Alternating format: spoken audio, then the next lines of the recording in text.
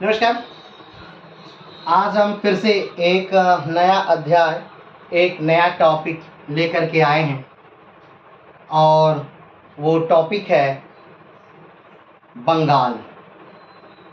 जी हाँ, लगभग 30-32 वीडियो में हमने मराठाओं को समाप्त किया और उसके बाद हम अब बंगाल लेकर के आए। बंगाल अगर देखा जाए उस समय के हिसाब से तो बंगाल का क्षेत्र काफ़ी बड़ा था। बंगाल विश्व की सबसे ज़्यादा उपजाऊ भूमि का क्षेत्र था। बंगाल विश्व की सबसे बड़ी अर्थव्यवस्था का क्षेत्र था।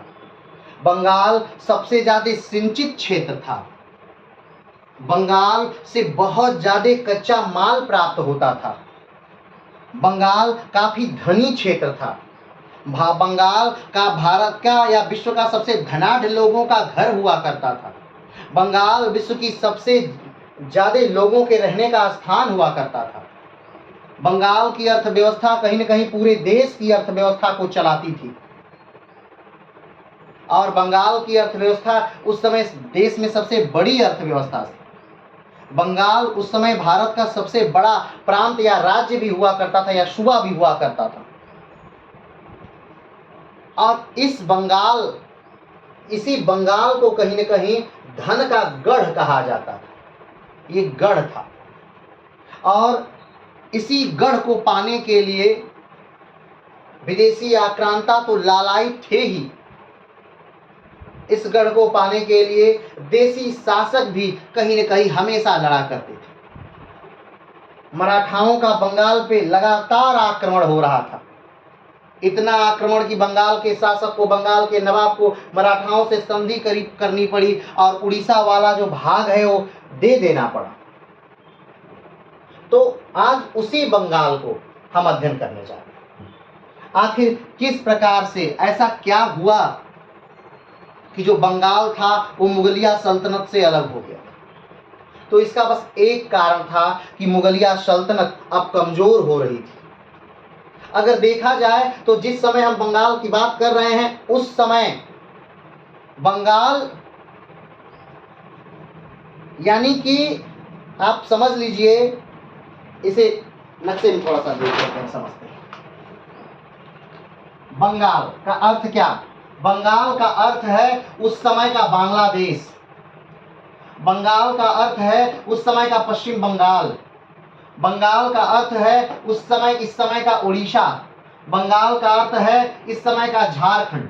बंगाल का अर्थ है इस समय का बिहार। बंगाल का अर्थ है इस समय का आसाम का कुछ भाग। बंगाल का अर्थ है ये म्यांमार वाला भाग। ठीक, तो ये पूरा देख रहे हैं आप, ये पूरा भाग लेकर के क्या कहलाता था? बंगाल कहलाता था।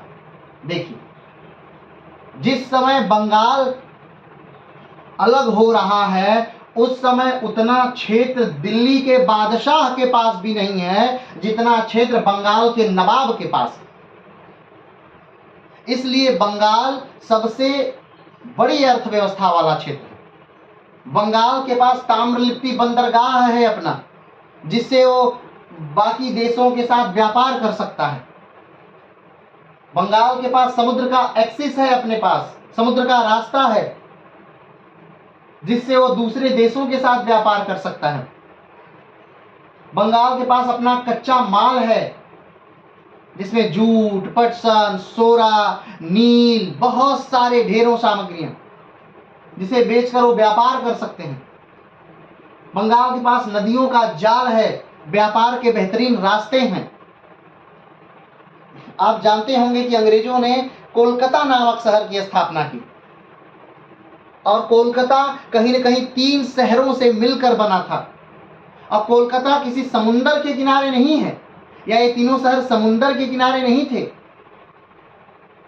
गोविंदपुर, सूतानाती, अकालिका था। ये तीनों शहर हुगली नदी के किनारे बसे हुए हैं। तो नदियां एक बड़ी एक्सिस है बंगाल में, यानी कि एक जगह से दूसरी जगह तक व्यापार करने का बेहतरीन मार्ग है बंगाल में नदियों के माध्यम से। और ये बंगाल कहीं न कहीं एक बड़ा भाग मुगलिया सल्तनत को चलाने के लिए देता था।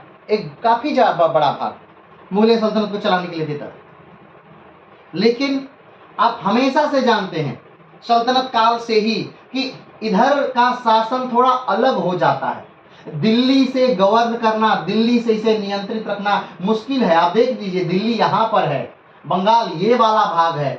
अब यहाँ के भाग को या यहाँ के भाग को यहाँ से नियंत्रित करना क्या है, कठिन है। शुरू से ही ऐसा होता है, सल्तनत काल से ही ऐसा हो रहा है कि बंगाल जल्दी नियंत्रण में नहीं रहता था। तो इस समय भी जब मुगलिया सल्तनत कमजोर हुई, मुगलिया सल्तनत डामाडोल हुई, या यूं कहें कि औरंगजेब की जब मृत्यु हो गई 1707 में, उसके बाद उत्तराधिकार के युद्ध ने कहीं न कहीं मुगलिया सल्तनत को कमजोर करना, खोखला करना शुरू कर दिया। क्योंकि उसके अपने ही सबसे बेहतरीन सैनिक, उसके अपने ही सबसे बेहतरीन सेना नायक आपस में ही लड़ और मर रहे थे अपने राजा को गद्दी दिलाने के लिए, अपने बादशाह को गद्दी दिलाने के लिए, सिंहासन दिलाने के लिए। ये उस समय की बात हो रही है। ये वो समय भी है जब इधर पूरे दक्षिण भारत, मध्य भारत, ये पूरा भाग कहीं न कहीं मराठे अपने कब्जे में ले रहे हैं। ये वही समय है जब फर्रुखसियर एक आदेश दे देता है। क्या आदेश देता है फर्रुखसियर? तो आपको पता होगा कि 1715 का समय है। कौन सा समय है? 1715 का। और एक ब्रिटिश शिष्टमंडल भारत में आता है, कंपनी का शिष्टमंडल भारत में आता है। क्या करने के लिए? कहीं न कहीं कंपनी उस समय जब भी भारत में आ रही है तो बस एक ही आशा, आकांक्षा, महत्वाकांक्षा लेकर के आ रही है कि हमें भारत में व्यापार करने की अनुमति दे दीजिए। और अनुमति तो आपने हमें दी है, बहुत अच्छा है, लेकिन कहीं न कहीं सारे लोग जो अलग अलग लोग हैं, सैनिक हैं, कहीं कोई जमींदार है, कहीं कोई रास्ते पर है, हर कोई रोक लेता है और सब कोई कहीं न कहीं टैक्स लेता है, चुंगी लेता है, पैसा लेने लगता है, वसूलने लगता है। तो हमें कुछ ऐसा कह दीजिए, कुछ ऐसा दे दीजिए जिससे कि हमें एक बार चुंगी दे देना हो। और यही प्रार्थना लेकर के वो कहीं न कहीं बार बार मुगलिया दरबार में अंग्रेज आया करते थे। ये समय है 1715 का और ब्रिटिश शिष्टमंडल भारत में आया हुआ है। किसके नेतृत्व में? तो जॉन सुरमन के नेतृत्व में ब्रिटिश शिष्टमंडल भारत आता है। 1715 में ब्रिटिश शिष्टमंडल भारत आता है, ठीक है। और 1717 में ये जो शिष्टमंडल है, जॉन सुरमन के नेतृत्व में जो 1717 में ये शिष्टमंडल है, ये पहुंचता है कहां पर? तो मुगलिया दरबार में 1717 में ये शिष्टमंडल पहुंचता है। अब बात यह है कि आखिर अब मुगलिया दरबार में 1717 में शिष्टमंडल पहुंच गया और उस समय मुगलिया दरबार में यानी मुगल साम्राज्य का राजा कौन है? तो फर्रुखसियर है। कौन है? तो फर्रुखसियर है। 1717 में फर्रुखसियर मुगलिया दरबार में राजा है, यानी मुगलिया बादशाह कौन है? तो फर्रुखसियर। और फर्रुखसियर राजा कब बनता है? तो आपको याद होगा कि फर्रुखसियर के पिता को मार दिया था किसने? जहांदार शाह ने। फर्रुखसियर को पिता को जहांदार शाह ने गद्दी पाने के लिए मार दिया था और अपनी जान बचाकर फर्रुखसियर भाग जाता है। लेकिन 1713 में वो एक सेना बनाता है फर्रुखसियर, जिसमें सैयद भाई जो हैं, सैयद बंधु जो हैं, उसकी मदद करते हैं। और सैयद बंधु की मदद से फर्रुखसियर जो है वो अपना फिर से शासन सत्ता प्राप्त कर लेता है। कहाँ पर? दिल्ली में। जहांदार शाह को मार देता है फर्रुखसियर और फर्रुखसियर 1713 में राजा बन जाता है, यानी बादशाह बन जाता है। लेकिन राजा बनना कहीं ना कहीं फर्रुखसियर के लिए, बादशाह बनना कहीं ना कहीं फर्रुखसियर के लिए भारी पड़ता है, क्योंकि जो सैयद बंधु है ये दोनों फर्रुखसियर पर हावी हो जाते हैं। एक वित्त मंत्रालय संभाल लेता है, एक सेना की कमान संभाल लेता है और फर्रुखसियर मात्र एक कठपुतली बनकर रह जाते हैं। लेकिन फिर भी कहीं ना कहीं बादशाह फर्रुखसियर हैं। तो उन्हीं फर्रुखसियर के इस समय में, जब फर्रुखसियर भारत के बादशाह हैं, मुगलिया सल्तनत के बादशाह हैं, उन्हीं फर्रुखसियर के इस समय में एक ब्रिटिश शिष्टमंडल कंपनी का 1715 में उनके दरबार में आता है। और वो दरबार में हाजिर कब होता है? तो 1717 में वो दरबार में हाजिर हो रहा है ब्रिटिश शिष्टमंडल। उस शिष्टमंडल का नेतृत्व कौन कर रहे हैं? तो जॉन सुरमन उसका नेतृत्व कर रहे हैं। कौन कर रहे हैं? जॉन सुरमन उसका नेतृत्व कर रहे हैं। और जब फर्रुखियर के दरबार में वो ब्रिटिश शिष्टमंडल आता है, उस समय फर्रुखियर बहुत परेशान है, बहुत दुखी है, यातना झेल रहा है। कैसी? तो उसे एक घाव हुआ है, उसके शरीर में क्या हुआ है? एक घाव हुआ है। उस घाव से फर्रुखियर क्या है? बहुत परेशान है, बहुत दुखी है। और जो जॉन सुरमन के नेतृत्व में जो टीम आई है, ब्रिटिश शिष्टमंडल जो 1700 में उसके दरबार में पहुंचती है, जो 1715 में भारत आई हुई है, तो दरबार में जो टीम आई है उसमें एक डॉक्टर है जिसका नाम हैमिल्टन है। और हैमिल्टन फर्रुखियर का इलाज करते हैं। हैमिल्टन क्या करते हैं? फर्रुखियर का इलाज करते हैं और फर्रुखियर ठीक हो जाता है, उस घाव से मुक्ति पा जाता है, उस पीड़ा से मुक्ति पा जाता है। अब जब फर्रुखियर उस पीड़ा से मुक्ति पा जाता है तो बहुत खुश होता है। वो कहता है, बताइए क्या चाहिए आपको भाई, बताइए क्या चाहिए। तो जो शिष्टमंडल है, उसके जो कैप्टन हैं जॉन सुरमन, वो कहते हैं कि बस हमें एक कार्य ऐसा कर दीजिए कि हम भारत के हर भाग में क्या कर पाएं? व्यापार कर पाएं। हमारा जो सिक्का हो, जो हम छाप रहे हैं सिक्का, वो भारत के हर भाग में चले। फर्रुखियर कहता है, यो मस्त, जाइए, खुश रहिए। अब ध्यान दीजिएगा, इस समय को, इस जो समय है, कौन सा समय है? 1715 का समय। इस समय को अगर मराठा साम्राज्य में लेकर के आए, अगर आप मराठा हमारे साथ पढ़े हैं तो मराठा साम्राज्य को इस समय में लेके आइए। पेशवा कौन है? 1715, 1713 में पेशवा कौन बना है? तो बालाजी विश्वनाथ। ठीक, विश्वनाथ बने हैं ना, बालाजी विश्वनाथ इस समय पेशवा बने हैं। और मराठा साम्राज्य का राजा इस समय कौन है? तो 1708 में मराठा साम्राज्य का राजा बन गए हैं शाहू जी महाराज। ठीक, शाहू जी महाराज ने 1713 में पेशवा बनाया है किसको? तो उस समय के पेशवा बने हैं बालाजी विश्वनाथ। अब आप सोच रहे हैं कि इस समय इनका क्या काम है? तो बहुत सारी घटनाएं अभी इसमें घटित होने वाली हैं। चलिए आगे बढ़ते हैं। तो फिर से एक बार देख लीजिए, 1715 में ब्रिटिश शिष्टमंडल की एक टीम आती है फर्रुखियर के दरबार में। अब आप ध्यान रखिए, इसे मुगलिया सल्तनत में भी पढ़े हैं, फिर इसी बात को, सेम बात को आप मराठा के साथ भी पढ़े हैं, और फिर इसी सेम बात को आप बंगाल के साथ भी पढ़ रहे हैं। क्यों? क्योंकि कहीं ना कहीं ये सारी घटनाएं एक दूसरे के साथ जुड़ी हुई हैं। ये सारी घटनाएं एक दूसरे के साथ जुड़ी हुई हैं, इसलिए इस घटना को सबके साथ पढ़ना जरूरी है। तो 1715 में ब्रिटिश शिष्टमंडल की टीम भारत आती है फर्रुखियर के दरबार में उपस्थित होने के लिए। 1717 में ब्रिटिश शिष्टमंडल की टीम जो जॉन सुरमन के नेतृत्व में आई है, वो फर्रुखियर के सामने उपस्थित होती है। 1717 में उपस्थित होती है। 1717 में जब ये टीम उपस्थित होती है, उस समय फर्रुखियर एक घाव से पीड़ित है, और उस घाव से पीड़ित होने की वजह से उसका इलाज करती है। ये शिष्टमंडल की टीम जो होती है, उसमें जो डॉक्टर होते हैं जिनका नाम हैमिल्टन है। जब ठीक हो जाता है फर्रुखियर, तो कहता है क्या चाहिए? तो कहीं ना कहीं अंग्रेज जो है, कंपनी जो है, वो आदेश प्राप्त कर लेती है कि हमें एक आदेश दे दीजिए कि हम पूरे भारत में क्या करें? व्यापार कर सकें, हमारा सिक्का भारत में चल सके। हमें साल का बस कुछ पैसा आपके दरबार में देना हो, बाकी हमें कोई भी चुंगी और टैक्स न देना हो। फर्रुखियर इस बात को मान लेते हैं। ये सारी घटना 1717 की ही है, ध्यान रखिएगा। ये सारी घटना कब है? 1717 की ये घटना है। और 1717 में ही एक घटना और घटती है। 1717 में ही एक घटना और घटती है कि 1717 में फर्रुखियर जो हैं, वो मुर्शीद कुली खान को बंगाल का नियुक्त करते, यानी बंगाल में नियुक्त कर देते हैं। ठीक, क्या कर देते हैं? बंगाल में नियुक्त कर देते हैं। मुर्शीद कुली खान को बंगाल में नियुक्त कर दिया जाता है। यह भी घटना 1717 की ही है। ठीक, चलिए, तो 1717 अंग्रेजों के इन सारी बातों को, यानी कि हमें बस एक साल में कुछ पैसा दरबार में देना हो, इस बात को, हमारा सिक्का भारतवर्ष में पूरा चले, इस बात को, हम पूरे भारत के हर जगह पर व्यापार कर पाएं, इस बात को, इन सारी बातों को फर्रुखियर मान लेते हैं। और इस ये जो घटना है यानी फर्रुखसियर का ये जो आदेश है, इसी को कंपनी का मैग्ना कार्टा कहा जाता है। कंपनी का मैग्ना कार्टा। अब आपके दिमाग में आया होगा कि आखिर ये मैग्ना कार्टा क्या है। तो जब भी कोई एक बड़ी घटना घट जाती है, तो जब भी कोई भी घटना, छोटी छोटी घटनाएं घटी जाती हैं, तो उसी बड़ी घटना का उदाहरण यहां पर दिया जाता है। मैग्ना कार्टा क्या है, इसके बारे में बात कर लेते हैं।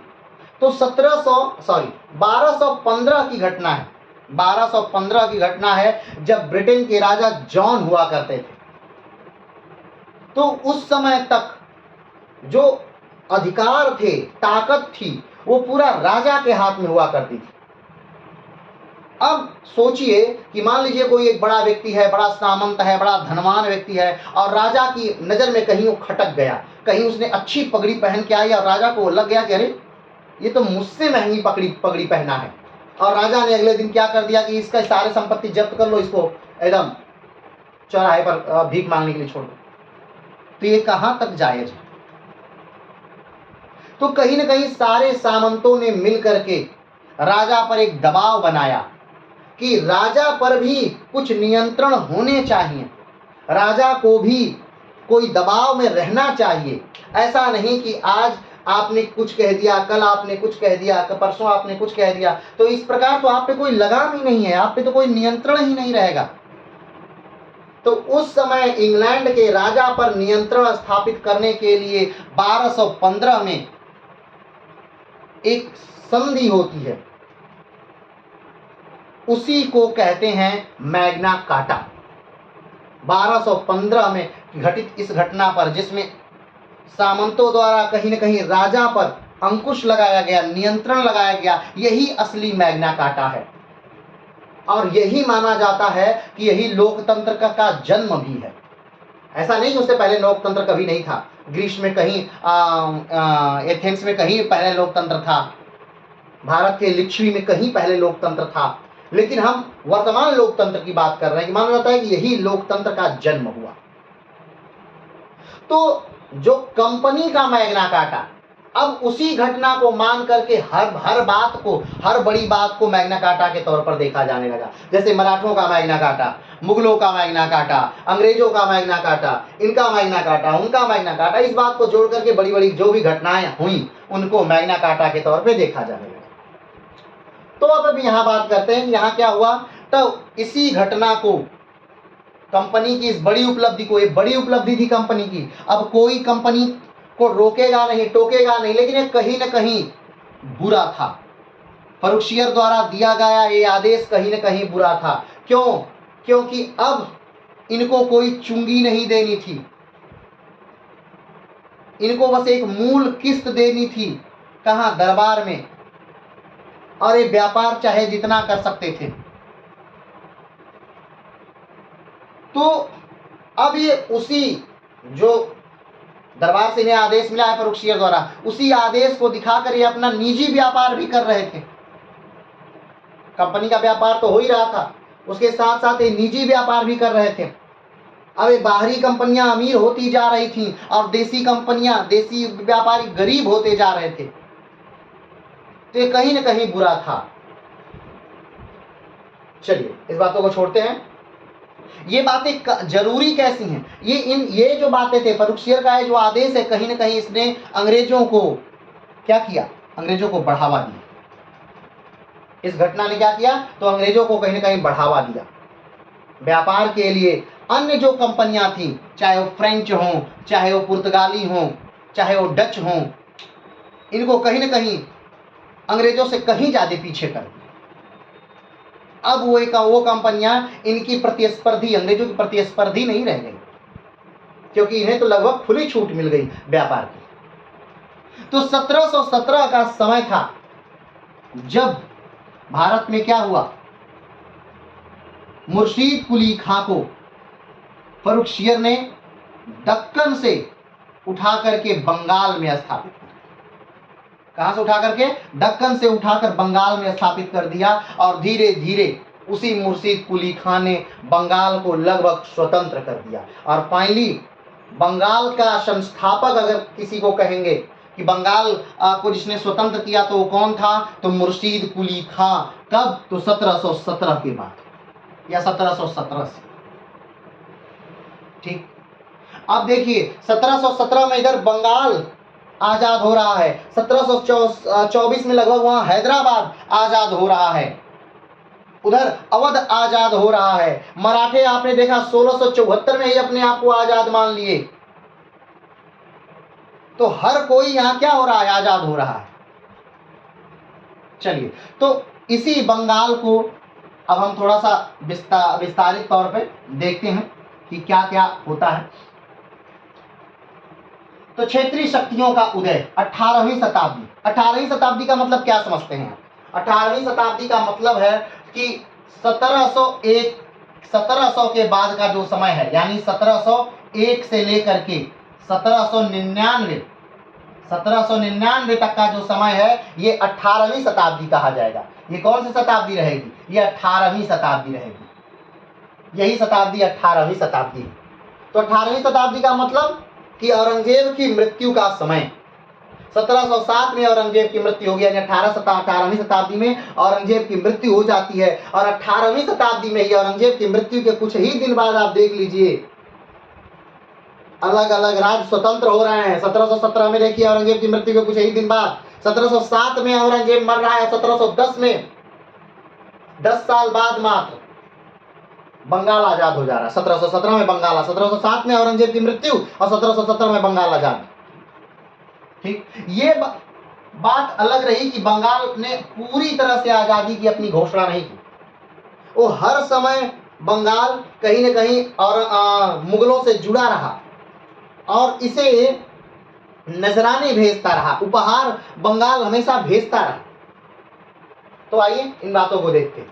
क्षेत्रीय शक्तियों का उदय मुगलों के पतन से होना प्रारंभ हुआ। अब मुगलों का पतन कब से प्रारंभ हुआ? तो औरंगजेब की मृत्यु के बाद से मुगलों का पतन प्रारंभ हुआ। यानी 1707 के बाद से किसका पतन प्रारंभ हुआ? मुगलों का पतन प्रारंभ हुआ। औरंगजेब की मृत्यु के बाद उसका जो 63 से 64 साल का बच्चा था जिसका नाम बहादुर शाह था, अब बहादुर शाह गद्दी पर बैठता है, लेकिन कुछ ही समय बाद बहादुर शाह की क्या हो जाती है? मृत्यु हो जाती है। अब बहादुर शाह के समय स्वयं उत्तराधिकार का युद्ध काफी ज्यादा होता है। बहादुर शाह अपने कई भाइयों को मारकर गद्दी पर बैठता है और बहादुर शाह के पुत्र फिर से अपने भाइयों को मारकर गद्दी पर बैठने की होड़ में लग जाते हैं। तो औरंगजेब के बाद अगर उसका पुत्र कम से कम 40 साल 20 साल अगर राज्य कर लिया होता तो ये राज्य फिर से, मुगलिया सल्तनत फिर से स्टेबल हो जाती, फिर से नहीं टूटती, टूटने का फिर प्रश्न नहीं रहता। लेकिन औरंगजेब की मृत्यु के बाद उसके जो लंबा शासन रहा वो कहीं आया ही नहीं। वो सीधे आया मोहम्मद शाह रंगीला के समय, लेकिन वो ऐसा लिप्सा वाला व्यक्ति था, ऐसे वो व्यक्ति ही सही नहीं था, साम्राज्य के लिए व्यक्ति ही सही नहीं था। तो ये वजह थी मुगलिया सल्तनत को खत्म होने के लिए, क्योंकि कोई काबिल व्यक्ति साम्राज्य पे नहीं आया। इसके बाद मंत्रियों ने शासन करना शुरू कर दिया, वहां के मंत्रियों ने शासन करना शुरू कर दिया। मुगलिया सल्तनत को मंत्री चलाने लगे, सैयद बंधु जैसे लोग मुगलिया सल्तनत को चलाने लगे। अब सोचिए, फर्रुखशियर को सैयद बंधुओं ने मरवाया, रफीउद्दौलात को फर्रुखशियर सैयद बंधुओं ने मराया, रफीउद्दर्जात को सैयद बंधुओं ने मरवाया। अब आप सोचिए, फिर उसके बाद मोहम्मद शाह रंगीला को सैयद बंधुओं ने बैठाया, यानी 4 बादशाह बदल दिए गए कुछ ही समय में। और ये सारा कौन कर रहा है? मंत्री कर रहे हैं। यानी राजा की सारी ताकत ही क्या हो जा रही है? छीण हो जा रही है। और राजा की ताकत छीण होगी तो क्या होगी? शक्ति बटेगी, अलग अलग जगह पर बटेगी, और जब शक्ति बटेगी तो शक्ति कमजोर होगी। चलिए, तो क्या होता है? मुगलों का पतन कब से प्रारंभ हुआ? तो औरंगजेब की मृत्यु के बाद 1707 के बाद मुगलों का पतन प्रारंभ हो जाता है। अगला पॉइंट देखते हैं। मुगल साम्राज्य के विघटन में जो राज्य हैं उन्हें 3 भागों में बांटते हैं। जैसे कि औरंगजेब की मृत्यु के बाद जो राज्य बने मुगलिया सल्तनत से अलग हो करके जो राज्य बने, आपको याद होगा कि 1526 में जब बाबर भारत आया था और पानीपत का पहला युद्ध लड़ा, फिर उसके बाद खानवा का, चंदेरी का, फिर उसके बाद घाघरा का, यानी 1526, 1527, 1528, 1529 तक लगातार जब वो युद्ध लड़ा तो उस समय कोई भारत की भूमि उसके पास नहीं थी, वो अपना राज्य बना रहा था। और फिर आप देख रहे हैं कि 1707 में औरंगजेब की मृत्यु के बाद फिर से भारत क्या होने लगा, अलग अलग, जैसे वो स्वतंत्र राज्य थे छोटे छोटे छोटे छोटे, फिर से वो टूट के अलग हो रहे थे। तो ये वही दौर था। आगे बढ़ते हैं। तो जो राज्य टूटे, औरंगजेब की मृत्यु के बाद जो राज्य टूटे, उन्हें 3 भागों में बांटा जा सकता है, यानी 3 प्रकार के वो राज्य थे। उनका एक ही प्रकार नहीं था, वो 3 प्रकार के राज्य थे। औरंगजेब की मृत्यु के बाद जो राज्य टूटे वो 3 प्रकार के राज्य बने। पहला कौन कहा जाता है, इसे उत्तराधिकारी वाले राज्य कहा जाता है। उत्तराधिकार वाले राज्य। उत्तराधिकार वाले राज्य का क्या अर्थ है? उत्तराधिकार वाले राज्य का अर्थ है यानी ऐसे राज्य जिन्होंने स्वतंत्र तौर पर कभी ये घोषणा नहीं की कि हम मुगलिया सल्तनत से अलग हैं, या हम अपनी सत्ता अलग चलाएंगे, या हम मुगलिया सल्तनत से युद्ध करेंगे, ऐसा कुछ उन्होंने नहीं कहा। हाँ, उन्होंने अपनी शासन व्यवस्था अलग कर ली, उन्होंने अपना प्रशासनिक ढांचा अलग कर लिया, उन्होंने अपने लगान की व्यवस्था अलग कर ली, उन्होंने अपनी सारी चीजें अलग कर ली, लेकिन मुगलिया सल्तनत से कहीं ना कहीं वो जुड़े रहे। जब भी मुगलिया सल्तनत को जरूरत रही वो अपनी सेना भेजते रहे, वो कुछ न कुछ नजराने मुगलिया सल्तनत को भेजते रहे। तो ऐसे राज्यों को, ऐसे सारे राज्यों को जिन्होंने ऐसा किया, जिन्होंने स्वतंत्र तौर पर कभी अपनी आज़ादी की घोषणा नहीं की, जिन्होंने स्वतंत्र तौर पर ये नहीं कहा कि नहीं हम अलग हैं, जो कभी मुगलिया सल्तनत से लड़ नहीं रहे थे डायरेक्ट, जिन्होंने मुगलिया सल्तनत को नजराने भेजना जारी रखा, ऐसे राज्यों को उत्तराधिकार वाले राज्य कहा जाता था। और उत्तराधिकार वाले राज्य कौन कौन से थे? तो हैदराबाद, बंगाल और अवध। आपको याद होगा 1764 में, अब देखिए 1717 में बंगाल क्या हो गया है, आजाद हो गया, लेकिन 1764 में याद करिए तो जो बक्सर का युद्ध हो रहा है उसमें दिल्ली, अवध और बंगाल ये तीनों एक साथ मिलकर लड़ रहे हैं अंग्रेजों के खिलाफ। भले हार जा रहे हैं वो विषय अलग है, लेकिन कहीं ना कहीं अंग्रेजों के खिलाफ क्या कर रहे हैं, एक साथ मिलकर के लड़ रहे हैं। तो इससे क्या साबित होता है कि ये पूरी तरह से अलग नहीं है, ये कहीं ना कहीं नजराने भेज रहे हैं, एक दूसरे को नजराने भेज रहे हैं, तो मुगलिया सल्तनत से अलग नहीं है। तो जो राज्य अपने आप को मुगलिया सल्तनत से अलग नहीं किए खुले तौर पे, लेकिन फिर भी वो अलग रहे, उनका प्रशासन अलग रहा, उनकी नीतियां अलग रहीं, उनके जो क्षेत्र थे वो अलग थे, और जिन्होंने अपनी लगान व्यवस्था अलग की, वो सारे राज्यों को उत्तराधिकार वाले राज्य कहा जाता है। ठीक है, आगे बढ़ते हैं। और उत्तराधिकार वाले राज्य कौन कौन से थे? तो उत्तराधिकार वाले 3 राज्य थे, हैदराबाद, बंगाल और अवध। आगे बढ़ते हैं। स्वतंत्र राज्य, ऐसे राज्य जिन्होंने स्वयं को पूरी तरह से क्या कर दिया, स्वतंत्र कर दिया। उन्होंने कहा कि हाँ हम स्वतंत्र हैं, उन्होंने खुले तौर पे कहा कि हम क्या हैं, हम मुगलिया सल्तनत के अंतर्गत नहीं है, हम क्या हैं, स्वतंत्र। ठीक, ऐसे राज्य समय का लाभ उठाकर, और ये राज्य जो स्वतंत्र राज्य कब राज्य बन गए, इन्होंने देखा कि जब उत्तराधिकार का कहीं युद्ध चल रहा है और उसी में धीरे से अपने आप को क्या कर लिए, स्वतंत्र कर लिया, या ऐसा समय जब मुगलिया सल्तनत कहीं बहुत ज्यादा व्यस्त हो तो उन्होंने अपने आप को स्वतंत्र कर लिया। ऐसे राज्यों को स्वतंत्र राज्य का कहा गया। ऐसे राज्य जो स्वतंत्र राज्य थे उन्होंने मुगलिया सल्तनत को कोई नजराना देना बंद कर दिया, कर देना बंद कर दिया, लगान देना बंद कर दिया। उन्होंने कहा कि नहीं हम अलग हो गए हैं, अब हमें आपसे कोई लेना देना नहीं है और हम आपको अब कोई कर नहीं चुकाएंगे। तो ऐसे राज्य को क्या कह दिया गया, ऐसे राज्यों को स्वतंत्र राज्य कह दिया गया। इनमें कौन कौन से थे, मैसूर, याद करिए, हैदर अली, दूसरा केरल, तीसरा राजपूताना। राजपूताना में तो बहुत सारे राज्य थे जो धीरे धीरे क्या हो गए, स्वतंत्र हो गए। याद करिएगा राजपूताना शुरू से अलग ही था, वो तो अकबर की रणनीति, कूटनीति और बुद्धिमत्ता का ये परिणाम था कि और अकबर ने सारे राजपूतों को अपने साथ बांध लिया, किसी को जीत करके, किसी को विवाह के माध्यम से, किसी को संबंधों के माध्यम से, किसी को प्रेम के माध्यम से और किसी से युद्ध के माध्यम से पूरे राजपूताना को एक साथ बांध दिया। अपने सारे दुश्मनों को पराजित करने के लिए कहीं ना कहीं अकबर ने राजपूतों का साथ लिया। एक दुश्मन को पराजित करने के लिए दूसरे दुश्मन का साथ। ये देखिए कि क्या बेहतरीन नीति थी अकबर की, गजब की नीति थी, सोच से बेहतरीन नीति थी अकबर की। चलिए उस पर अभी हम नहीं जाएंगे। तो ऐसे राज्यों को क्या कहा गया, स्वतंत्र राज्य कहा गया। ठीक है, लेकिन स्वतंत्र राज्यों ने नजराने कोई देना नहीं जरूरी समझा। आगे नए राज्यों का उदय। नए राज्य, पहले राज्य कौन थे, उत्तराधिकार वाले राज्य, दूसरे राज्य स्वतंत्र राज्य और तीसरे राज्य नए राज्य। जो राज्य मुगलों से विद्रोह करके बने थे, जो राज्य क्या बने थे, मुगलों से विद्रोह करके बने थे, वो नए राज्य कहलाते थे। जैसे में मराठा, जैसे में पंजाब, जैसे में जाट। याद करिए मराठा राज्य ऐसा नहीं है कि और औरंगजेब की मृत्यु के बाद मराठा राज्यों का जन्म हुआ और उन्होंने ऐसी समय को देख करके विद्रोह किया। नहीं नहीं नहीं, ऐसा नहीं। ये घटना 1674 की ही है, या याद करिए इससे भी पहले, कहीं न कहीं मराठे अपने को आजाद करने के लिए लड़ रहे हैं। ठीक, तो वो समय है मराठों का। और मराठों ने औरंगजेब के रहते रहते ही औरंगजेब के नाक में दम कर दिया। शाइस्ता खां आपको याद होगा, राजा जय सिंह आपको याद होंगे, यशवंत सिंह आपको याद होंगे। ये सारे सूबेदार थे जो दक्षिण में, दक्कन में भेजे गए थे औरंगजेब द्वारा मराठों को ही नियंत्रित करने के लिए। और कई बार औरंगजेब ने मराठों से संधि की और कई बार उन संधियों को तोड़ा।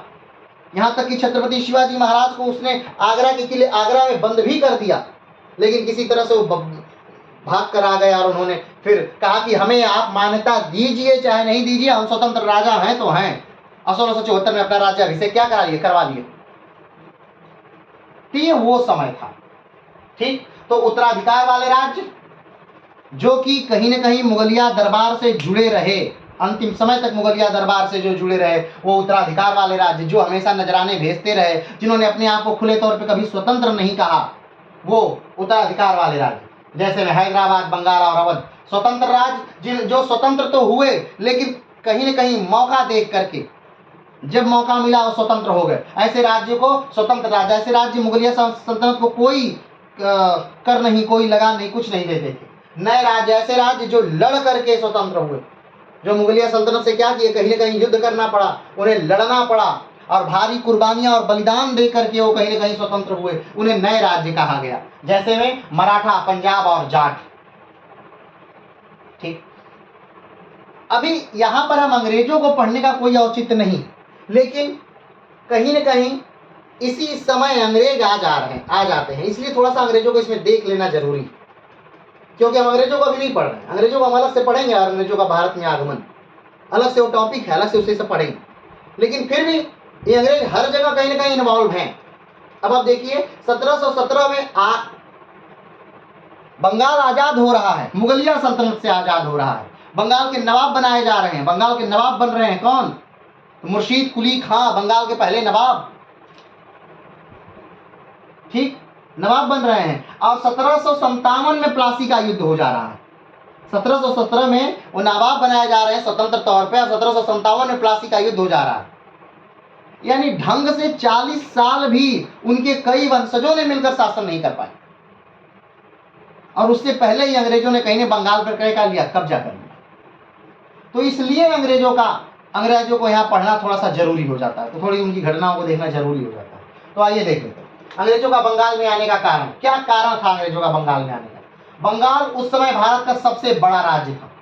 भारत का उस समय सबसे बड़ा रियासत कौन थी? तो बंगाल। आगे बढ़ते हैं। बंगाल में उस समय भारत के सबसे ज्यादा लोग रहते थे। ठीक, सबसे ज्यादा आबादी, घनी आबादी वाला क्षेत्र भी क्या था? बंगाल था, क्योंकि उपजाऊ क्षेत्र था। अब सोचिए, आज वही शहर, बंबई जैसे शहर, दिल्ली जैसे शहर, जैसे वर्तमान समय में देखा जाए कि सबसे ज्यादा जनसंख्या कम क्षेत्रफल पर कौन सी जगह है, यानी कहां है? तो आप तुरंत बोलेंगे कि दिल्ली। प्रति वर्ग किलोमीटर लगभग 11 से 12 हजार लोग रहते हैं। अब सोचिए, तो दिल्ली में क्यों है, या मुंबई में क्यों है, या बेंगलुरु में क्यों है आबादी ज्यादा? क्या उपजाऊ क्षेत्र है इसलिए? नहीं, आज के दृष्टि से वो मॉडर्न क्षेत्र है, आज की दृष्टि से वो टेक्निकल रूप से आगे के क्षेत्र है, आज की दृष्टि से वो डेवलप क्षेत्र है, इसलिए वहां पर आबादी क्या है? ज्यादा। ठीक, कल कोई और क्षेत्र थे उस समय, और उस समय के हिसाब से 1717 के हिसाब से बंगाल डेवलप क्षेत्र था, उपज ज्यादा थी, बहुत ज्यादा अमीर क्षेत्र था, कच्चा माल का प्रोडक्शन ज्यादा होता था, इसलिए बंगाल क्या था? गढ़ था। तो बंगाल उस समय भारत का सबसे बड़ा राज्य था। पहला, बंगाल में उस समय भारत के सबसे ज्यादा लोग रहते थे। अगला, बंगाल उस समय विश्व का सबसे बड़ा उपजाऊ भाग था। अब सोचिए, आज भी अगर आप देखेंगे तो बंगाल विश्व का सबसे ज्यादा उपजाऊ भाग है। आगे बढ़ते हैं। बंगाल से कच्चा माल प्राप्त होता था, बंगाल से पर्याप्त संख्या में, पर्याप्त मात्रा में कच्चा माल प्राप्त होता था, जैसे जूट, सोरा, नील, कपास, ये सारी चीजें बंगाल से क्या होती थी, प्राप्त होती थी। ये सारी चीजें बंगाल की अर्थव्यवस्था को मजबूत करती थी। इसके अलावा बंगाल में ताम्रलिप्ति बंदरगाह था, एक बड़ा पुराना बंदरगाह था, बहुत प्राचीन काल से बंदरगाह था, जो व्यापार का मुख्य केंद्र था, जिससे दक्षिण पूर्व एशिया के देशों के साथ व्यापार होता था। दक्षिण पूर्व एशिया के देशों के साथ क्या होता था? दक्षिण पूर्व एशिया का देश मतलब ये वाले देश, ये वाले क्षेत्र जो है ये दक्षिण पूर्व एशिया वाले देश है, ठीक है, भारत के नीचे वाले क्षेत्र ये जो है, और पूरब में। आगे बढ़ते हैं। बंगाल में पुर्तगाली, फ्रेंच, अंग्रेज तीनों ने अपने केंद्र स्थापित किए थे। ऐसा नहीं कि सिर्फ अंग्रेज ही यहाँ थे। अंग्रेजों को यहाँ पर आगे निकलने का मौका कहीं ना कहीं फर्रुखशियर ने दे दिया।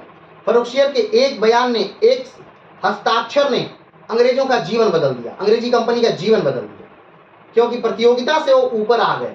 अब प्रतियोगिता उनमें नहीं थी, उनसे किसी की कोई प्रतियोगिता ही नहीं थी। क्यों? क्योंकि अब उन्हें हर जगह चुंगी नहीं देनी थी, हर व्यक्ति से नहीं उलझना था, हर व्यक्ति से उन्हें टॉक नहीं करना था। अब उन्हें मात्र पूरे भारत में वो व्यापार कर सकते थे और बस जा करके एक बार, साल में एक बार मुगलिया दरबार में निश्चित धनराशि दे देनी थी। नहीं तो सोचिए 1498 में पहली बार अगर क्रम देखा जाए, यूरोपियों के आने का क्रम है तो क्या है? PDEM, ये क्रम है। पुर्तगालियों के यूरोपियों के आने का भारत में एक क्रम है। P से पुर्तगाली, D से डच, E से इंग्लैंड, F से फ्रांस, ये क्रम था। और अगर जो सबसे पहले देखा जाए यानी पुर्तगाली कब आए, तो ये कब आए? ये 1498 में भारत आए हैं। कब? 1498 में भारत आए हैं, कालीकट तट पर 1498 में, ये पहली बार भारत में 1498 में आए हैं। और ईस्ट इंडिया कंपनी की तो स्थापना ही 1600 में हुई है। यानी आप देखिए पुर्तगाली भारत में आ चुके हैं कब? 1498 में। वास्को डी गामा 1498, कालीकट तट, केरल। और उस समय तो मुगलिया सल्तनत ही नहीं थी जब पुर्तगाली भारत आए थे, क्योंकि बाबर का आगमन ही भारत में 1526 में हुआ है। पानीपत का पहला युद्ध यानी बाबर भारत में कब आया? 1526 में।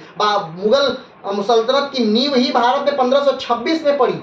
और उससे कहीं ज्यादा पहले 1498 में आप देखिए, 1498 में कौन आ गए? पुर्तगाली आ गए हैं, केरल में पुर्तगाली आ गए हैं। और उस समय शासन किसका है? तो उस समय सल्तनत काल चल रहा है। सोचिए, सल्तनत काल में ही आ गए हैं पुर्तगाली। अब भारत पर किस वंश का शासन है? तो उसमें लोदी वंश का शासन है। और उस समय दिल्ली में कौन राजा राज्य कर रहा है? तो सिकंदर लोदी राज्य कर रहा है। अब सोचिए, सिकंदर लोदी के समय पुर्तगाली आए थे, लेकिन पुर्तगालियों ने अपना अस्तित्व बस तटों पर बनाए रखा, वो भारत में नहीं प्रवेश कर पाए। लेकिन अंग्रेजों ने, देखिए, अंग्रेजों की कंपनी ही 1600 में स्थापित हुई। 100 साल बाद लगभग क्या हो रही है? कंपनी स्थापित हो रही है। 100 साल बाद, 102 साल बाद ये कंपनी स्थापित हो रही है। फ्रेंच पुर्तगाल के आने के 100 साल बाद इनकी कंपनी स्थापित हो रही है। 13 में इनकी कंपनी स्थापित होगी, 8 में, 13 में, मतलब इनकी कंपनी बहुत बाद में भारत में आएगी। लेकिन ये भारत को क्या किए? जीत ली। तो कारण क्या था? कहीं ना कहीं जो फर्रुखशियर का फरमान था वो अंग्रेजों के लिए एकदम रामबाण साबित हुआ। चलिए आगे बढ़ते हैं। बंगाल का क्षेत्र, आखिर बंगाल क्या है? हमने आपको बताया कि बंगाल का क्षेत्र वर्तमान में कौन सा क्षेत्र है। बंगाल का क्षेत्र हमने दिखाया आपको शुरू में। चलिए एक बार फिर से देख लीजिए, बंगाल का क्षेत्र कौन सा क्षेत्र, किस क्षेत्र को बंगाल कहते हैं? क्या पश्चिम बंगाल को बंगाल हम कह रहे हैं? नहीं, उस समय का बंगाल अलग है। बंगाल यानी उस समय का पूरा बांग्लादेश, बंगाल यानी वर्तमान का उड़ीसा, बंगाल यानी वर्तमान का झारखंड, बंगाल यानी वर्तमान का बिहार, बंगाल यानी वर्तमान का पश्चिम बंगाल, वर्तमान यानी बांग्लादेश, आसाम का कुछ भाग और म्यांमार का कुछ भाग। अराकान पहाड़ियों तक कहीं न कहीं क्या फैला हुआ था? बंगाल, यानी बिहार से लेकर अराकान तक बंगाल फैला हुआ था। जब फर्रुखशियर हैं उस समय कहीं न कहीं क्या है? तो ये वाला जो क्षेत्र है, ये वाला बंगाल वाला जो क्षेत्र है वो दिल्ली के राजा के क्षेत्र से यानी बादशाह के क्षेत्र से नवाब का क्षेत्र बड़ा है। ये देख लीजिए। तो ये अपने आप में बड़ी बात है। ये बंगाल है। ये सारी चीजों को मिलाकर उस समय बंगाल कहा जाता था।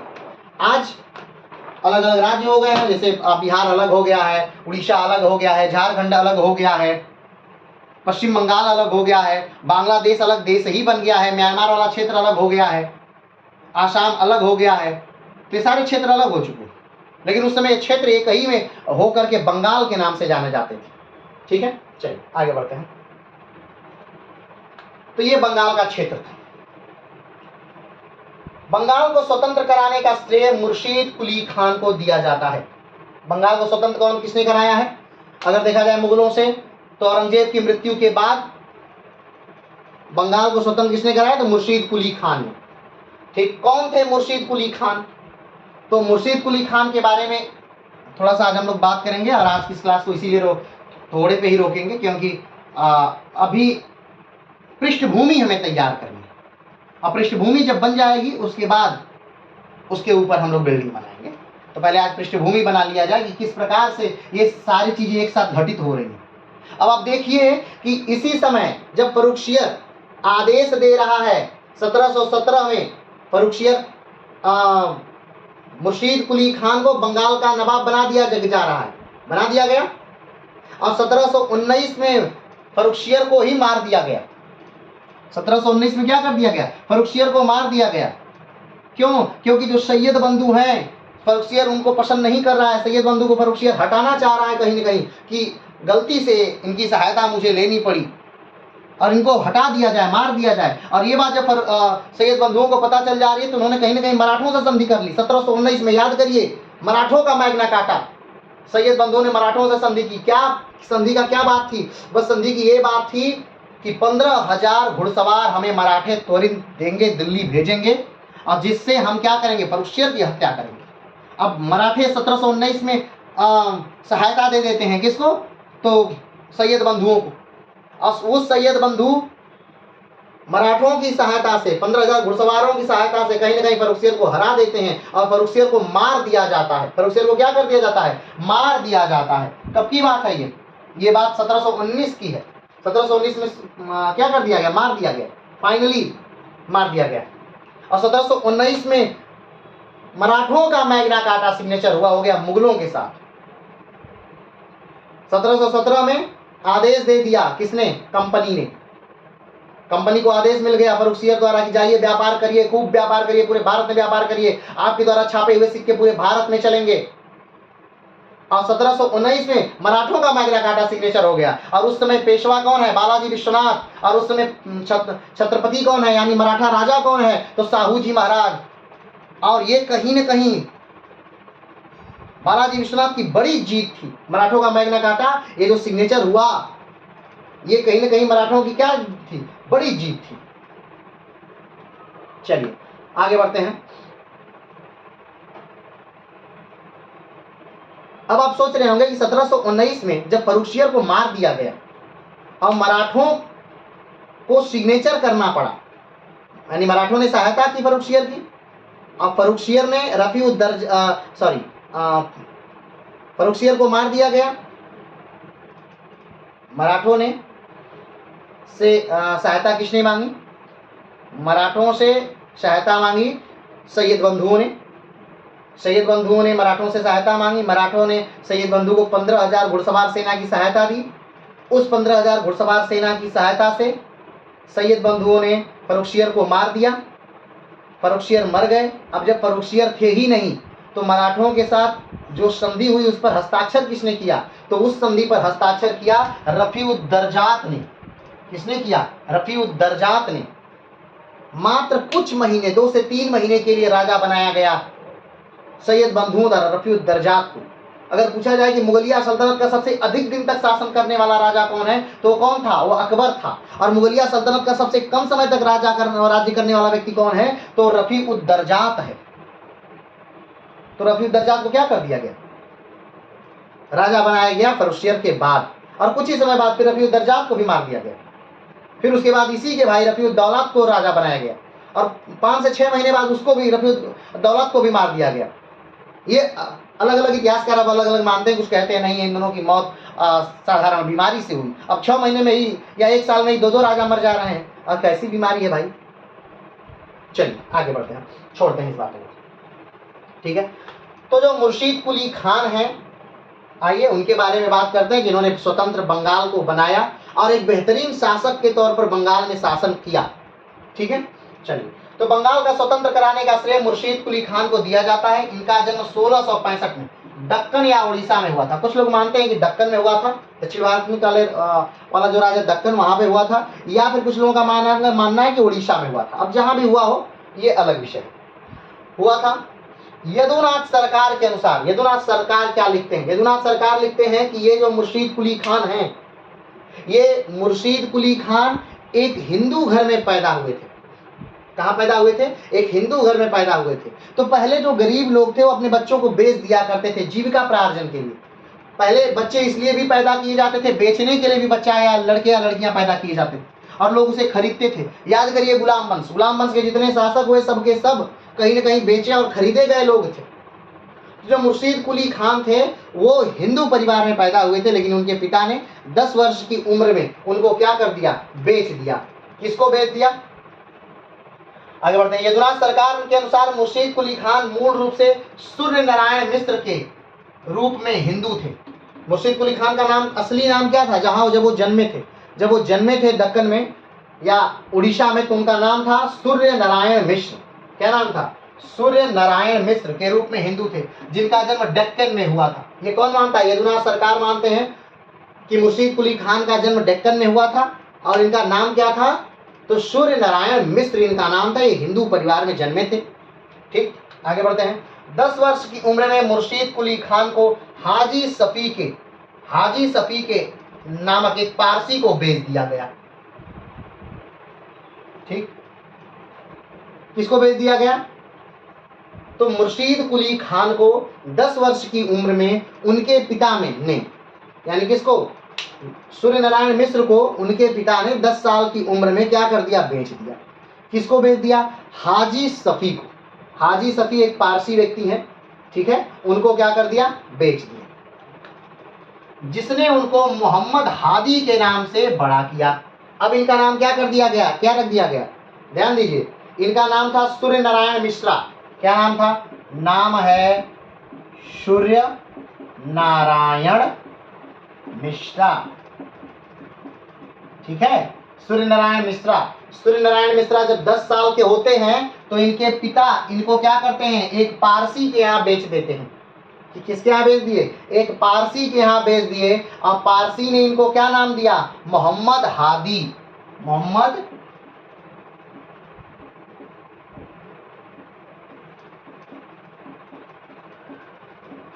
ठीक है। सूर्य नारायण मिश्रा मुर्शीद कुली खान का बचपन का नाम है। 10 वर्ष की उम्र में उनके पिता उनको बेच देते हैं। किसको? तो एक पारसी को बेच देते हैं। उस पारसी का क्या नाम है? तो उस पारसी का नाम है हाजी सफी। पारसी का नाम क्या है? हाजी सफी। सूर्य नारायण मिश्रा को बेच दिया जाता है हादी सफी को। हादी सफी उनका क्या नाम रखते हैं? मोहम्मद हादी। अपने ही नाम पे क्या रख देते हैं? मोहम्मद हादी उनका नाम रख देते हैं। क्लियर है? चलिए, मुर्शीद कुली जिन्होंने उनको मोहम्मद हादी के नाम से बड़ा किया। 1690 में हाजी सफी ने मुगल दरबार से अपना पद छोड़ दिया। यानी कि औरंगजेब अभी जिंदा है, जीवित है 1690 में ही। ये हाजी सफी जो है कहाँ कार्य करते हैं? मुगलिया दरबार में। मुगलिया दरबार में हाजी सफी अपना कार्य करते हैं। लेकिन 1690 में जो हाजी सफी हैं उन्होंने अपना त्याग पत्र दे दिया कि भाई साहब अब बस हम बूढ़े हो गए, अब हम अपने देश जाना चाहते हैं, क्योंकि हम दूसरे देश की धरती पर मरना नहीं चाहते हैं। आज भी आप देखिए मरने को लेकर ना बहुत ज़्यादा लोग सेंसियर हैं। बहुत सारे लोग, हजारों लाखों लोग काशी में रूम लेकर, रेंट पर रूम लेकर रहते हैं सिर्फ इसलिए ताकि वो काशी में मर सके। तो हर व्यक्ति कहीं ना कहीं ये चाहता है कि उसकी जो जननी जन्मभूमि हो, वो जहाँ जन्म लिया हो, उसी स्थान पर वो क्या करे? मरे। तो जो हाजी सफी हैं वो भी यही चाहते हैं कि हम अपने देश से इतना दूर भारत में ना मरे। इसलिए जब वो 1690 में थे, थोड़े बीमार टाइप जब हुए तो उन्हें लगा कि अब हम बूढ़े हो गए हैं, तब उन्होंने क्या कर दिया, त्याग पत्र दे दिया अपनी नौकरी से 1690 में, और मुगल दरबार से अपना पद छोड़ दिया और मुर्शीद कुली खान के साथ, यानी कि मुर्शीद कुली अब उनका नाम नहीं है, मोहम्मद हादी के साथ, किसके साथ, मोहम्मद हादी के साथ फारस लौट गए। कहाँ लौट आए, फारस। और यहीं पर हाजी सफी की मृत्यु हो गई और कुछ साल बाद हादी सफी क्या हो गए, फारस में ही मरे, यानी अपने देश में, अपने जन्म स्थान पर ही हादी सफी मर गए। तो इसे देखिएगा, सूर्य नारायण मिश्रा का जन्म दक्कन में हुआ। 10 वर्ष के सूर्य नारायण मिश्रा थे, तो सूर्य नारायण मिश्रा के जो पिता थे इनको बेच दिए। ठीक, इनको बेच दिया गया, किसको, तो हाजी सफी को बेच दिया गया जो एक पारसी थे। उस हादी सफी ने इनको पाला पोसा, किस नाम से, मोहम्मद हादी के नाम से। ठीक है, 1690 में जो हाजी सफी हैं ये अपने देश पारस लौट गए और अपने साथ मोहम्मद हादी को भी लेकर के चले गए। ठीक, जब इनकी मृत्यु हो गई, किसकी, हादी सफी की क्या हो गई, फारस में मृत्यु हो गई। तब 1790 में चले गए थे, 10 साल बाद, 5 साल बाद वो क्या हो गए, हादी सफी वहां मर गए।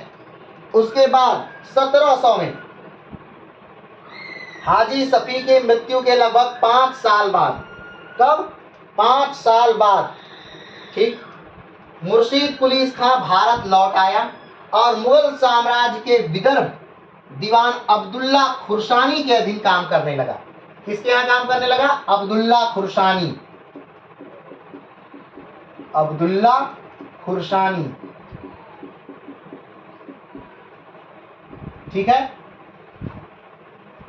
मोहम्मद हादी जो हैं वो हाजी सफी की मृत्यु के बाद फारस से क्या किए, लौट आए भारत में और यहां पर काम करने लगे। विदर्भ के दीवान हैं ये अब्दुल्ला खुरसानी। ठीक है, विदर्भ यानी महाराष्ट्र का उत्तरी पूर्वी भाग जो है वो विदर्भ कहलाता है। विदर्भ का अर्थ होता है मरुस्थली भाग। ठीक है, तो विदर्भ में क्या करने लगे, कार्य करने लगे, कौन, मोहम्मद हादी, यानी हाजी सफी ने जिसको पाला था मोहम्मद हादी या सूर्य नारायण मिश्रा, कार्य करने लगे विदर्भ में, किसके अंडर में, अब्दुल्ला खुरसानी के यहाँ कार्य करने लगे। क्लियर है, लेकिन जो ये लड़का है यानी कि जो सूर्य नारायण मिश्रा है ये काफी योग्य लड़का है। बहुत सारे इतिहास में आपको ऐसे उदाहरण मिल जाएंगे कि ऐसे लोग हैं जो एक सैनिक के पद पर भर्ती होते हैं और एक कहीं ऊंचा पद पा तक जाते हैं, तो कहीं ना कहीं उनमें ढेरों प्रतिभा है जो अपने प्रतिभा के दम पर ही नीचे से उठ करके ऊपर तक जा रहे हैं, वो अपने प्रतिभा के बल पर ही। तो उन्हीं प्रतिभावान बालकों में मुर्शीद कुली खान का नाम या मोहम्मद हादी का नाम या सूर्य नारायण मिश्रा का नाम क्या होता है, आता है। ठीक है, तो अब्दुल्ला खुरसानी के यहाँ जो सूर्य नारायण मिश्रा हैं या हादी शफी हैं, सॉरी मोहम्मद हादी हैं, वो क्या करने लगे, काम करने लगे। ठीक, 1700 में अब ये इतना योग्य है, कौन लड़का, मोहम्मद हादी, इतना योग्य है कि हर किसी की निगाह मोहम्मद हादी पर पड़ती है। तो मोहम्मद हादी पर, उसकी योग्यता पर, उसकी ईमानदारी पर औरंगजेब की भी निगाह पड़ी। कब पड़ी, 1700 में। तो 1700 में औरंगजेब ने मुर्शीद कुली खान को बंगाल का दीवान नियुक्त कर दिया। अब उन्होंने मोहम्मद हादी को एक नाम दे दिया, क्या, मुर्शीद कुली खान।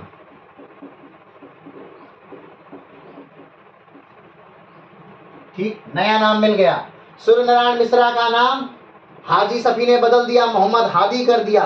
मोहम्मद हादी का नाम उपाधि दे दी, किसने, तो औरंगजेब ने उपाधि दी, किसको, मुर्शीद कुली खां को। औरंगजेब ने क्या दे दी, उपाधि दी मुर्शीद कुली खान को। किस, मोहम्मद हादी को औरंगजेब ने क्या दे दी, उपाधि दे दी, और इनका नाम क्या हो गया, मुर्शीद कुली खान। और इन्हीं मुर्शीद कुली खान के नाम से ही हम इन्हें आज तक क्या करते हैं, जानते हैं। हम नहीं जानते हैं सूर्य नारायण मिश्रा को, हम नहीं जानते हैं मोहम्मद हादी को, लेकिन मुर्शीद कुली खान को आज भी हम बंगाल को अलग राज्य बनाने या बंगाल को अलग करने के तौर पर हम जानते हैं। ठीक है, तो औरंगजेब ने 1700 में औरंगजेब ने मुर्शीद कुली खान को बंगाल का क्या कर दिया, दीवान नियुक्त कर दिया। ध्यान रखिएगा, बंगाल का दीवान पहली बार इनको कब बनाया गया, तो 1700 में बनाया गया। और किसने बनाया था, तो औरंगजेब ने बनाया था। बंगाल का दीवान, याद करिएगा, दीवान और नवाब में अंतर है। ठीक है ना, तो बंगाल का दीवान इन्हें बनाया गया 1700 में। और किसने बनाया? औरंगजेब ने बनाया। और इनको क्या उपाधि दी? मुर्शीद कुली खान की उपाधि दी। और एक बात और औरंगजेब ने कहा कि ठीक है, तुम एक शहर का नाम बदल सकते हो। तो इन्होंने एक शहर का नाम बदला, और याद रखिए मुर्शिदाबाद। ठीक है, तो मुर्शिदाबाद मुर्शीद कुली खान के नाम पर ही कहीं ना कहीं है। चलिए आगे बढ़ते हैं। विदर्भ के दीवान मुर्शीद कुली खान को उपाधि दी और एक शहर की नाम बदलने की अनुमति दे दी। औरंगजेब ने क्या कहा? औरंगजेब ने मोहम्मद हादी को क्या दिया? एक उपाधि दी। क्या उपाधि दी? मुर्शीद कुली खान की उपाधि दी। और 1700 में मुर्शीद कुली खान को दीवान बना दिया। कहाँ का? बंगाल का दीवान बना दिया गया। और मुर्शीद कुली खान को कहा कि ठीक है, एक शहर का नाम तुम क्या कर सकते हो? बदल सकते हो। तो मुर्शीद कुली खान ने एक शहर का नाम क्या कर दिया? बदल दिया, और उसे क्या कर दिया? मुर्शिदाबाद कर दिया। क्या कर दिया? मुर्शिदाबाद। चलिए आगे बढ़ते हैं। औरंगजेब की मृत्यु के बाद उन्हें 1708 में दक्कन का दीवान बना दिया गया। जब औरंगजेब मरे तब तक मुर्शीद कुली खान काफी ताकतवर हो चुके थे, और कहीं न कहीं बंगाल में द्वंद्व होने लगा था उनमें और बहुत सारे लोगों में, क्योंकि बंगाल गढ़ था। किसी को सेना चाहिए, किसी को सत्ता चाहिए, किसी को दिल्ली पर आक्रमण करना है तो ज्यादा सेना, ज्यादा सत्ता, ज्यादा पावर या ज्यादा धन कहाँ से मिलेगा? बंगाल से मिलेगा। और बंगाल में शासन अगर मोहम्मद मुर्शीद कुली खान का हो जाएगा तो इसलिए कहीं न कहीं विवाद का विषय बन गया बंगाल और मुर्शीद कुली खान। तो मुर्शीद कुली खान को हटा दिया गया। कब? 1708 में। किसने हटा दिया? तो औरंगजेब के बेटे जो हैं, जिनका नाम क्या है? बहादुर शाह, उन्होंने बंगाल से उन्हें हटा दिया। ऐसा नहीं कि उन पे बहुत रुष्ट थे, उन्हें निकाल दिया जॉब से। नहीं, जॉब से नहीं निकाला गया, बस बंगाल से उठा करके उन्हें कहाँ बना दिया? दक्कन का दीवान बना दिया गया। कहाँ का दीवान बना दिया गया? दक्कन का दीवान बना दिया गया। क्लियर है? फिर से एक बार देख लिया जाए। चलिए फिर से एक बार देख लेते हैं।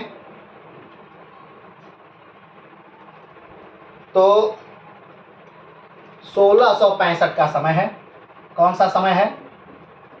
1665 का समय है। दक्कन यानी महाराष्ट्र वाला नीचे वाला बीच वाला जो भाग है वही दक्कन का भाग है। ठीक है, तो दक्कन में एक बच्चे का जन्म होता है जिसका नाम है सूर्य नारायण मिश्रा। सूर्य नारायण मिश्रा जब 10 साल के होते हैं तो सूर्य नारायण मिश्रा को उनके जो पिता हैं वो बेच देते हैं एक पारसी व्यक्ति को, जिसका नाम है हाजी सफ़ी। हाजी सफ़ी इस सूर्य नारायण मिश्रा का नाम बदल देते हैं और उनका नाम रख देते हैं मोहम्मद हादी। ठीक है, मोहम्मद हादी नाम रख देते हैं। 1690 का समय है जब हाजी सफ़ी थोड़े बीमार होते हैं। इनको अपने वतन जाना है ताकि ये वहीं मरें, अपने वतन में रहें। तो ये क्या करते हैं? मोहम्मद हाजी सफ़ी ये चले जाते हैं फारस, और वहीं पर ये इनकी क्या हो जाती है? मृत्यु हो जाती है। इनकी मृत्यु के 5 वर्ष बाद मोहम्मद हादी क्या होते हैं? भारत आ जाते हैं और फिर से कार्य करना शुरू कर देते हैं। कहाँ? अब्दुल्ला खुरसानी के यहाँ। अब्दुल्ला खुरसानी कौन है? तो ये विदर्भ में दीवान है, विदर्भ का दीवान है, यानी महाराष्ट्र वाला जो भाग है वो कहीं ना कहीं विदर्भ है, और वहीं के दीवान है कौन? अब्दुल्ला खुरसानी दीवान है, उन्हीं के यहाँ कार्य करते हैं। 1700 में मोहम्मद हादी पर निगाह पड़ती है। किसकी? तो औरंगजेब की निगाह पड़ती है। औरंगजेब क्या करते हैं? तो मोहम्मद हादी को 1700 में बंगाल का दीवान बना देते हैं। क्या बना दिए? मोहम्मद हादी को बंगाल का दीवान बना दिए। अब 1700 में मोहम्मद हादी को बंगाल का दीवान बना दिए और मोहम्मद हादी को एक उपाधि दे दिए। कौन? औरंगजेब। क्या उपाधि दिए? मुर्शीद कुली खान। क्या उपाधि दिए? मुर्शीद कुली खान। और उनको ये भी छूट दिए कि आप एक शहर का नाम बदल सकते हैं। मुर्शीद कुली खान एक शहर का नाम बदलकर मुर्शिदाबाद कहीं ना कहीं रख लेते हैं। ठीक, जब तक औरंगजेब जीवित रहते हैं तब तक ये बंगाल के क्या रहते हैं? दीवान बने रहते हैं। लेकिन औरंगजेब की मृत्यु के बाद जैसे ही 1707 में औरंगजेब की मृत्यु होती है, 1708 में उनके जो पुत्र हैं जिनका नाम बहादुर शाह के नाम से जो गद्दी पर बैठे हैं, बहादुर शाह ने मुर्शीद कुली खान को बंगाल से उठा करके हटा दिया और दक्कन का दीवान बना दिया। क्लियर है? बंगाल से हटा करके दक्कन का दीवान बना दिया गया। किसको? मुर्शीद कुली खान को। अगला बात करते हैं 1719 में। 1719 में मुर्शीद कुली खान को उड़ीसा की सुबेदारी मिल गई, उसे अभी छोड़ दिया गया। फर्रुखियर द्वारा 1717 में मुर्शीद कुली खान को बंगाल का दीवान बना दिया गया। अब फर्रुखियर कहीं न कहीं किससे जुड़ा हुआ है? तो फर्रुखियर कभी न कहीं जुड़ा हुआ है किससे? मुर्शीद कुली खान को वो जानता है, योग्य व्यक्ति है, अच्छा व्यक्ति है। तो फर्रुखियर ने 1717 में मुर्शीद कुली खान को बंगाल का क्या बना दिया? फिर से दीवान बना दिया गया। अब ध्यान रखिएगा, मुगल राजा द्वारा, मुगल बादशाह द्वारा बंगाल के दीवान बनाए जाने वाले ये मुर्शीद कुली खान आखिरी दीवान थे। क्यों? क्योंकि अब ये स्वयं को क्या कर लेंगे? स्वतंत्र कर लेंगे। क्यों? क्योंकि 1717 में मुर्शीद कुली खान को बंगाल का दीवान फिर से बनाया किसने? फर्रुखियर ने। और 1719 में फर्रुखियर की क्या कर दी जाती है? हत्या कर दी जाती है। ठीक है, तो बंगाल का दीवान बनाया गया। यह मुगल सूबेदार द्वारा नियुक्त बंगाल का अंतिम सूबेदार था। मुगल ये इन्हें क्या बना दिया गया है? सूबेदार बनाया गया है। बंगाल का क्या बनाया गया है? सूबेदार बना दिया गया इस बार। ठीक है, मुर्शीद कुली खान ने इनको 1717 में क्या बना दिया? बंगाल का सूबेदार बना दिया। अब बंगाल के सूबेदार बनाए जाने वाले ये अंतिम व्यक्ति हैं। इसके बाद कोई भी बंगाल का सूबेदार नहीं बनाया जाएगा। कारण क्योंकि मुगलिया सल्तनत अब और कमजोर हो जाएगी और मुर्शीद कुली खान स्वयं को स्वतंत्र कर लेंगे और वहां का नवाब अपने आप को क्या कर लेंगे? घोषित कर लेंगे। चलिए आगे बढ़ते हैं। बंगाल की राजधानी कहाँ है? पहले ढाका रखी गई थी। बंगाल की राजधानी शुरू में क्या थी? ढाका रखी गई थी। लेकिन कुली और अजीम उन शान की आपसी लड़ाई के कारण कुली ने अपनी राजधानी क्या कर ली? मुर्शिदाबाद कर ली। क्या कर ली? मुर्शिदाबाद कर ली। अजीम उन शान कौन है? अजीम उन शान और मुर्शीद कुली खान के बीच अक्सर टकराव हुआ करता था। तो मुर्शीद कुली खान और अजीम उन शान कौन है? तो अजीम उन शान फर्रुखियर का लड़का था। ठीक है, अजीम उन शान। चलिए, तो आपसी लड़ाई हो रही थी मुर्शीद कुली खान की। तो इन्होंने कहा कि ठीक है, ढाका में रहना खतरे से खाली नहीं है। तो ढाका से उन्होंने अपनी राजधानी बदल ली और मुर्शिदाबाद कर ली। कहाँ कर ली? मुर्शिदाबाद कर ली। किसने? तो मुर्शीद कुली खान ने अपनी राजधानी मुर्शिदाबाद। आगे बढ़ते हैं।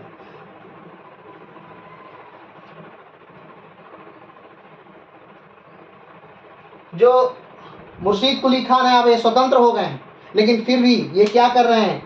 भेज रहे हैं, नजराने भेज रहे हैं, तोहफे भेज रहे हैं, कुछ कर भेज रहे हैं, थोड़ी मोड़ी चीजें भेज रहे हैं। कहाँ? मुगलिया दरबार में, मुगलिया दिल्ली में चीजों को भेज रहे हैं ताकि उन्हें ये न लगे कि नहीं ये पूरी तरह आजाद हो गए हैं, बहुत ये हीरो बन गए हैं, बहुत गुंडा बन गए हैं। ऐसे वाली बात नहीं।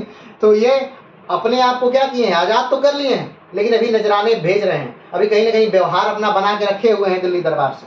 आगे बढ़ते हैं। मुर्शीद राजस्व और भूमि सुधार की नीति बनाने के लिए स्वतंत्र था।